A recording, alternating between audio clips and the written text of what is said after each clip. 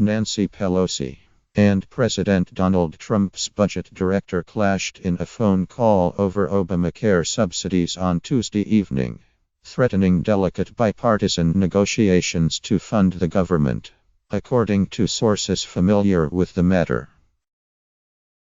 The House Minority Leader told Office of Management and Budget Director Mick Mulvaney she cannot support a spending bill doesn't include a commitment to continuing Obamacare's subsidies for low-income Americans.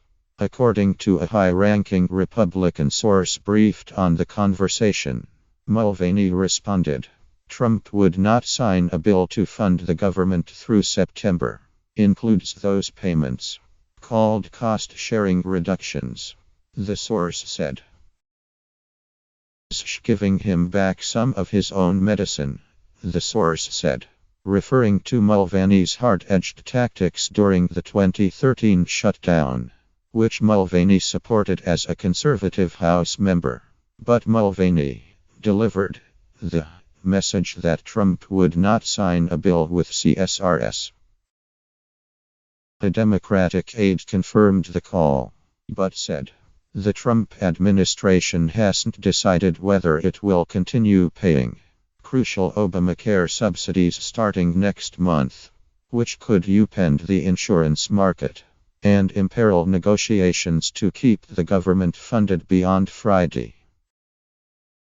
Mulvaney indicated that, while the Trump administration had continued the CSR payments, they had not yet decided whether they would make the May payment. Mulvaney made clear that, absent congressional action, the judge's order would stand, and the administration would cease making payments, the Democratic aide said.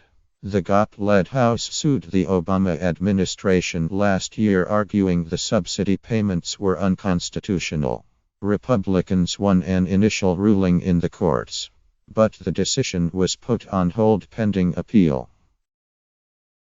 The confrontation could halt bipartisan talks on a broad spending deal and force Congress to adopt a stopgap to give lawmakers more time to negotiate. A government shutdown appears unlikely after Trump dropped his demands for border wall funding, a non-starter for Democrats. But the latest battle over Obamacare subsidies is proving to be a major roadblock to a final deal. Pelosi is demanding the spending bill include permanent funding for the subsidies, which reimburse insurance companies for costs related to low-income enrollees. It's not clear how united the party is over the matter, although the House Democratic aide insisted that Pelosi and Senate Minority Leader Chuck Schumer are locking arms in the fight. But Senate Democratic leaders seem less dug in, and leaders have said that as long as the payments continue, they are less concerned with whether it's the administration or Congress making them. Been the hardest driver on this, said a Senate Democratic source of Pelosi.